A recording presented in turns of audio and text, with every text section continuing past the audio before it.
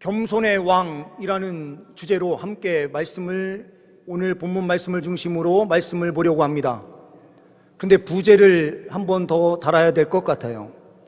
우리 주 예수 그리스도라고 하는 부제를 좀 더 달아서 이 말씀을 보기 시작하면 더 깊은 은혜가 있게 될 줄 믿습니다. 오늘 본문 말씀을 통하여 우리는 종려주일이라고 하는 이 기원이 어떻게 시작되었는지 우리는 확인할 수가 있습니다. 우리가 오늘 말씀 13절 말씀을 보게 되면 종려나무 가지를 가지고 맞으러 나아가 외치되 호산나 찬송하리로다 라고 하는 이 찬송이 있었음을 우리는 보게 됩니다. 사람들이 종려나무 가지를 들고 예루살렘으로 입성하는 예수님을 맞이하면서 호산나 찬송을 부르고 있습니다. 이 날을 기념하여 우리는 종려주일로 하나님께 예배를 드립니다. 예수님께서 우리의 죄를 위하여 예루살렘으로 입성하시는 것을 마다하지 아니하시고 주님께서 십자가로 묵묵히 걸어 들어가셨습니다. 이 은혜로 우리는 이 큰 놀라운 삶을 살게 된 줄 믿습니다. 본문 말씀을 통하여 보는 것 첫 번째, 겸손한 왕이신 우리 주 예수 그리스도는 진정한 왕이시다라는 것입니다. 12절 13절 말씀을 보게 되면 그 이튿날에는 명절에 온 큰 무리가 예수께서 예루살렘으로 오신다는 것을 듣고 종려나무 가지를 가지고 맞으러 나아가 외치되 호산나 찬송하리로다. 주의 이름으로 오시는 이 곧 이스라엘의 왕이시여 하더라. 여기에서 이스라엘의 왕이시여 라고 하는 이 찬송은 시편 118편에 있는 말씀을 그대로 이스라엘 백성들이 인용하면서 찬송한 내용입니다. 이스라엘 백성들, 일반 백성들은 하나님 나라를 꿈꾸고 있었습니다. 구약시대에 하나님께서 말씀하신 그 하나님 나라가 이루어지는 그날을 꿈꾸면서 지금 현재 로마로부터 식민지 생활을 하고 있었던 이스라엘 민족의 이 아픔을 다 씻어주셔서 세상에 우뚝 세워진 다윗이 세웠던 그 이스라엘 민족과 같은 영광을 회복하기를 소망하면서 하나님 나라 이 땅에 이루어지기를 간절히 소망하면서 달려가고 있습니다. 물론 예수님께서 꿈꾸신 하나님 나라와는 개념이 달랐지만 이 민중들이 간절히 꿈꾸고 있었던 하나님 나라, 그러나 바리새인과 서기관들, 성경을 잘 알고 있었던 그들은 예수님의 이러한 입성을 반겨 맞이하지 않았습니다. 이 사건 이후로 더 어떻게 하면 예수 그리스도를 죽일까? 예수 그리스도께서 오셔서 메시아가 되는 순간 자기들이 가지고 있었던 모든 영광, 모든 지위, 모든 것들은 다 내려놓아야만 했습니다. 그러니 그들은 하나님 앞에 찬송하며 나아갈 수 없습니다. 그러나 이스라엘 백성들의 많은 무리들은 예수님을 이스라엘의 왕으로 받아들이면서 환영하고 있는 것을 보게 됩니다. 이 환영의식은 잠깐 동안 예수님께서 입성하시는 그 과정 동안만 있었던 사건이긴 하지만 이 사건은 저 천국에서 있을 사건에 대하여 예표적으로 보여주는 일이었습니다. 요한계시록 7장 9절과 10절 말씀을 보게 되면 이렇게 말씀을 하고 있습니다. 요한계시록 7장 9절과 10절입니다. 이 일 후에 내가 보니 각 나라와 족속과 백성과 방언에서 아무도 능히 셀 수 없는 큰 무리가 나와 흰옷을 입고 손에 종려가지를 들고 보좌 앞과 어린 양 앞에 서서 큰 소리로 외쳐 이르되 구원하심이 보좌에 앉으신 우리 하나님과 어린 양에게 있도다 하니. 천국에서도 종려나무 가지를 흔들며 하나님을 찬송하고 있습니다. 어린 양이신 예수 그리스도를 찬송하고 있습니다. 이 본문 말씀인 요한계시록 7장의 말씀은 앞부분에서 구원받은 12지파에 대한 기록이 기록되어 있어요. 14만 4천이 기록됩니다. 그 이후에 오늘 말씀에서 9절에서 보게 되면 아무도 능히 셀 수 없는 큰 무리가 함께 찬양했다라고 하는 이 표현을 우리는 볼 수 있습니다. 14만 4천은 셀 수 없는 무리의 대표성을 띠고 있는 무리일 뿐 14만 4천은 문자적 해석으로 감당할 수 없는 것이다라는 사실을 분명하게 기록해주고 있는 것입니다. 이단들은 14만 4천 이 명수가 채워지면 마치 새로운 자기들의 몸이 새로운 몸으로 영생하는 몸으로 변화된다 말하면서 14만 4천을 어떻게든지 끌어모으려고 했습니다. 14만 4천이 되니 영적으로 14만 4천은 따로 있다. 구원받은 14만 4천이 그 안에 존재하는 것이지 다 구원받는 것이 아니다. 이렇게 이야기를 했어요. 그러면 기독교 세계의 2000년이 넘는 이 역사 가운데 만약에 14만 4천만 구원받는다라고 하면 교회에 한 사람도 구원받지 못하는 교회들이 있을 수 있어요. 이런 말도 안 되는 교리를 이단들은 만들어내서 그렇게 자기의 이익을 챙기면서 나아가는 거짓 그리스도, 거짓 예수들이 얼마나 많은지 모릅니다. 예수님을 진정한 왕으로 생각했다고 한다면 자기 자신을 어떻게 왕으로 예수와 똑같은 존재로 만들 수가 있습니까? 우리 그리스도인들도 똑같습니다. 성경을 잘 알고 있었던 바리새인들과 사두개인이 예수 그리스도를 환영하지 않았던 것처럼 우리 그리스도인들이 예수 그리스도를 나의 구주로, 나의 왕으로, 진정한 왕으로 모시지 못하면서 살아갈 때가 얼마나 많습니까? 이 시간 하나님 앞에 우리가 서서 예수 그리스도를 진정한 나의 왕으로 모시지 못한 우리의 삶을 회개하고 예수 그리스도만이 나의 왕이십니다 분명하게 고백하며 믿음으로 달려갈 수 있는 이 시간 될 수 있기를 소망합니다. 두 번째로는 이 겸손하신 왕이셨던 예수 그리스도는 겸손한 왕 그 자체셨습니다.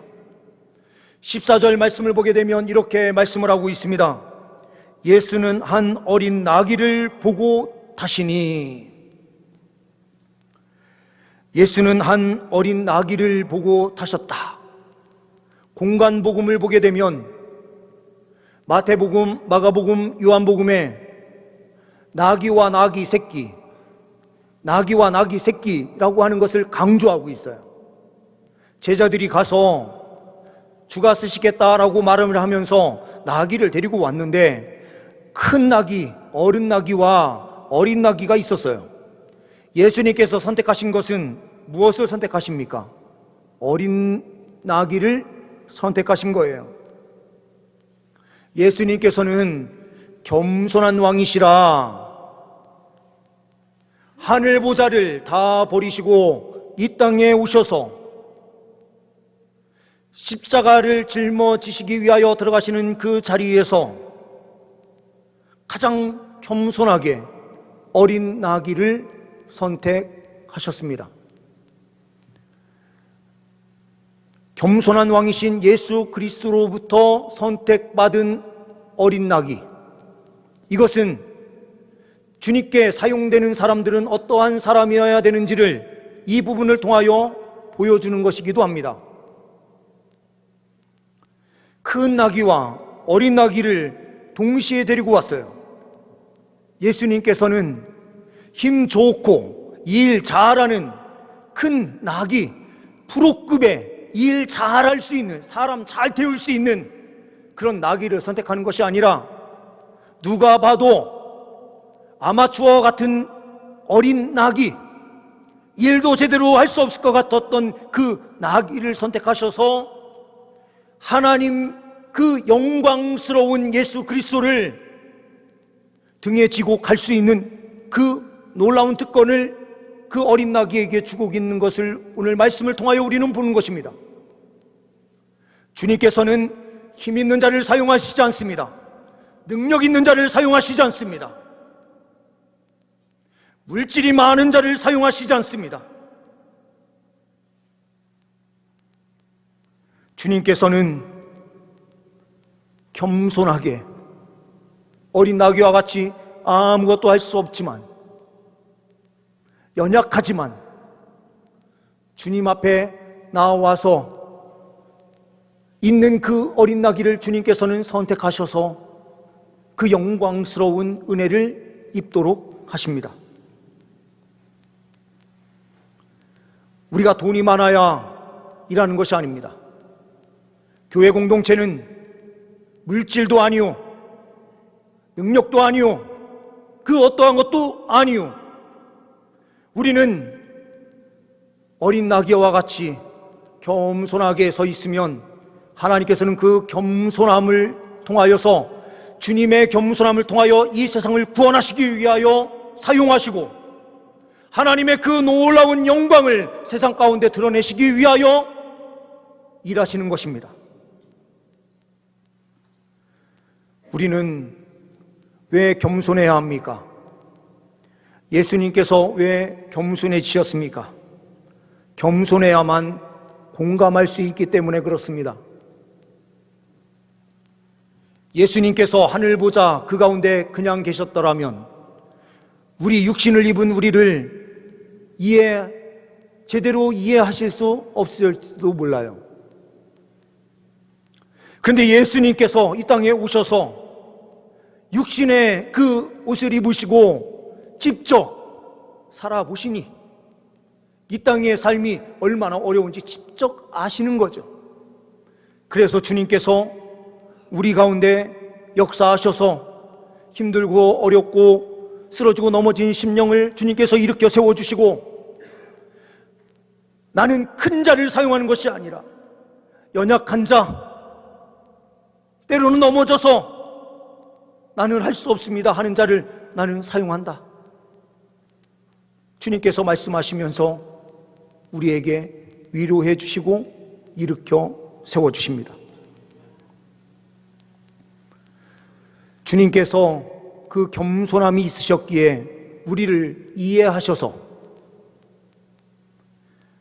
인간의 죄가 얼마나 큰 슬픔과 아픔을 가지고 오는지 너무나도 잘 아셨던 것입니다. 겸손함으로 십자가에 못 박혀 돌아가셔야만 우리 인류를 사랑으로 구원할 수 있다는 사실을 아셔서 예수님께서 직접 십자가에 못 박혀 돌아가신 것입니다. 우리도 겸손함으로 달려갈 수 있는 은혜가 있기를 소망합니다. 미국의 백화점 왕으로 알려져 있는 J.C. 페니라고 하는 사람이 있습니다. 이 J.C. 페니라고 하는 사람은 목사의 아들로 태어나서 성장한 후에 사업을 시작을 했어요. 근데 이 사업을 시작했는데 시작하자마자 금방 실패를 경험해요. 잘할 수 있을 것 같았는데, 뭐든지 잘 될 것 같았는데 사업에 실패를 하고 말아요. 실패를 하면 우리 인간은요, 마음이 무너지는 게 가장 큰 문제거든요. 이 J.C. 페니라고 하는 사람이 마음이 완전히 무너져 내려버렸어요. 그래서 병원 신세를 질 수밖에 없었습니다. 격리된 병원, 미시간주에 있는 배틀크릭이라고 하는 병원에 입원을 해서 치료를 받고 있었습니다.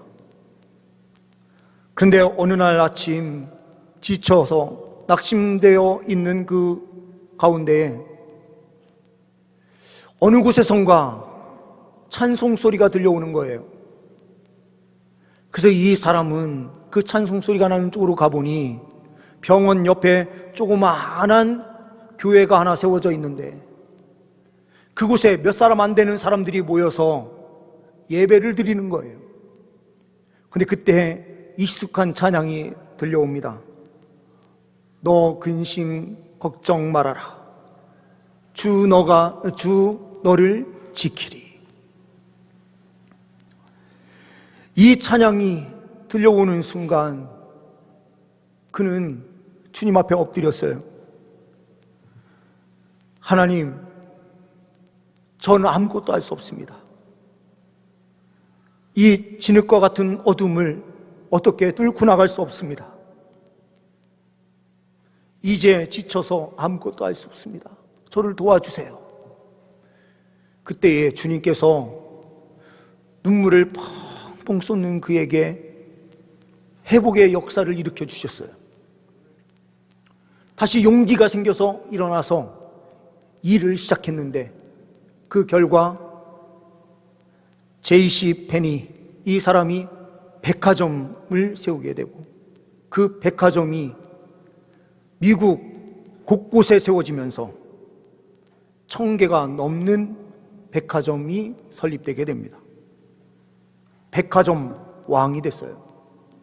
그리고 그는 잊지 않았습니다.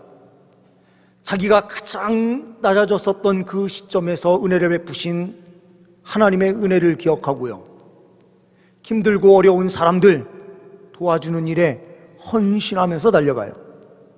자기가 경험을 했기에 그 아픔을 함께 보다듬어 주며 가며 달려가야만 이 은혜는 지속될 수 있다라고 하는 사실을 체험한 거죠. 주님께서는 때로는 우리를 고난 속으로 내밀어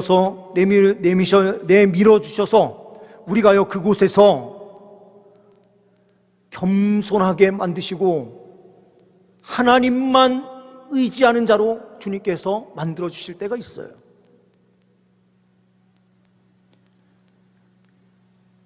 그때에 하나님 앞에 간절히 기도하시며 믿음으로 나아가시면 하나님께서 우리를 사용하시고 그 겸손함을 통하여 놀라운 하나님의 영광을 세상에 선포하게 하시는 줄 믿습니다.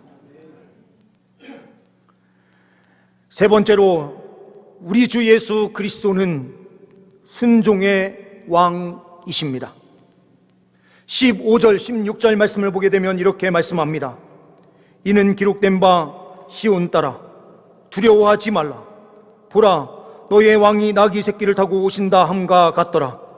제자들은 처음에 이 일을 깨닫지 못하였다가 예수께서 영광을 얻으신 후에야 이것이 예수께 대하여 기록된 것인가, 사람들이 예수께 이같이 한 것임이 생각났더라. 예수님께서 어린 나귀를 타신 것은 겸손함의 극치를 보여주는 뜻이기도 하지만 하나님께서 미리 예표해 놓으신 그 모든 말씀을 순종함으로 이루셨다라고 하는 것을 보여주는 것입니다. 진정한 순종, 이 진정한 순종은 하나님 말씀 앞에 엎드리는 순종이죠. 하나님 말씀 앞에 엎드리는 것이 가장 큰 겸손이에요. 우리는요, 하나님 말씀 앞에 엎드리는 것이 가장 큰 겸손임을 잊을 때가 있어요. 순종의 자리에 들어가는 것이 가장 큰 겸손의 자리임을 우리가 때때로 잊을 때가 있어요.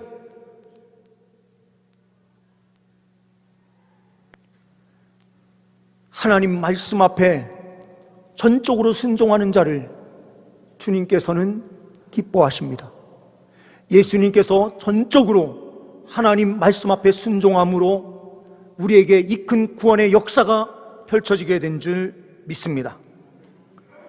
가스펠 헤럴드라고 하는 신문이 있습니다.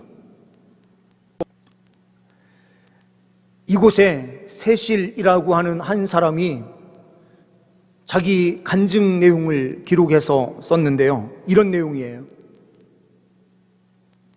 이 세실이 어느 날 그의 사랑하는 어린 딸의 방으로 갔습니다. 이 어린 딸이요, 가장 좋아하는 거, 가장 귀한 것으로 생각하는 구슬을 잔뜩 담아놓은 상자가 있는데요, 그 상자를 열어서 아빠 하면서 이거 너무 이쁘지 막 하면서 보여주는 거예요. 이 세실은 아이한테 이렇게 이야기를 합니다. 얘야, 그 구슬 상자 저 바깥에 있는 지금 불 활활 타오르는 저기에다가 그 구슬상자 그대로 갖다 집어넣어라. 불태워라.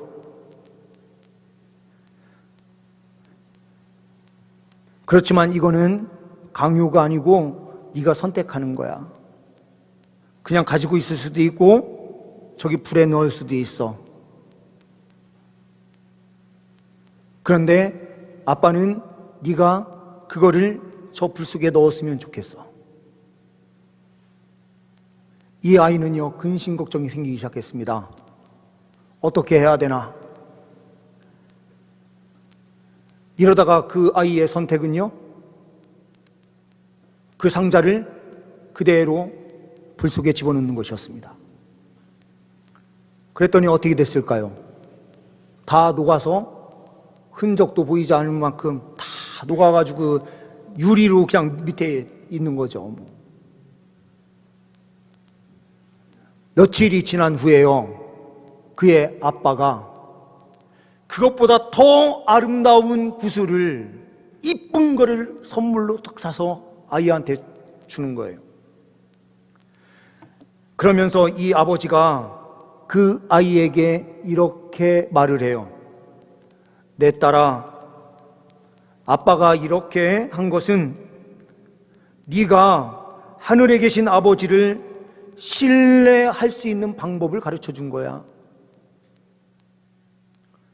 너의 인생에 있어서 하나님은 여러 차례 네가 이유를 모르는 가운데에 포기하라 말씀하시는 게 분명하게 있을 거야.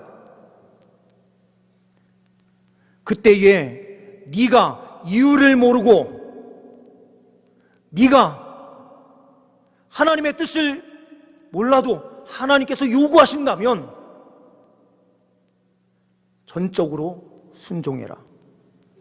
네가 가지고 있는 것을 불에 집어넣어라 하면 그렇게 넣기만 하면 돼. 아빠가 너에게 더 좋은 선물을 주듯이 하나님께서는 그 순종을 통해서 더 큰 것을 너에게 주실 거야.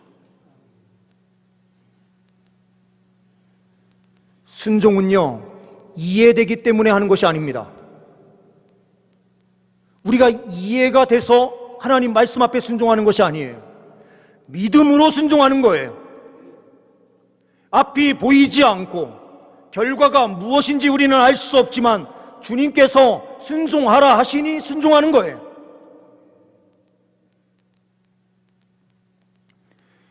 예수님과 함께 죽으라 하면 우리는 죽으면 부활의 영광을 누리게 되어 있어요.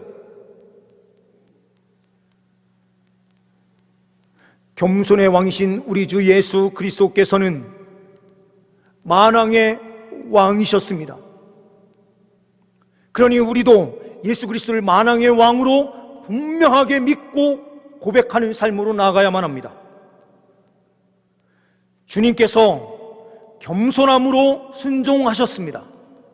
우리도 겸손함으로 순종하면 우린 능력 없고 아무것도 없지만 주님께서 우리를 사용하셔서 가장 큰 영광을 누리게 하시는 줄 믿습니다. 이해가 되지 않더라도 하나님께서 말씀하시면 말씀 앞에 순종하기만 하면 하나님의 놀라운 역사가 이 땅에 우리를 통하여 나타나게 되는 줄 믿습니다. 한 주간도 이해됨으로 사는 것이 아닌 믿음으로 사는 우리 모두가 될 수 있기를 간절히 소망합니다. 기도하십니다. 하나님 아버지 감사합니다. 이 시간 주의 백성들 가운데 함께하여 주옵소서. 믿음 충만케 하여 주옵소서. 진정한 왕 우리 주 예수 그리스도를 분명하게 믿으며 주님께 영광 올려드리는 삶으로 전진케 하여 주옵소서. 우리는 부족하지만 늘 항상 겸손함으로 엎드려 하나님의 은혜를 갈망할 때에 하나님께서 귀하게 사용하여 주시는 줄 믿습니다. 예수 그리스도께서 가신 그 길을 따르게 하옵소서. 주님 순종하신 예수님처럼 말씀 앞에 철저하게 순종하는 삶으로 영광 올려드리는 우리 모두 되게 하옵소서. 우리 주 예수 그리스도의 이름으로 기도하옵나이다. 아멘.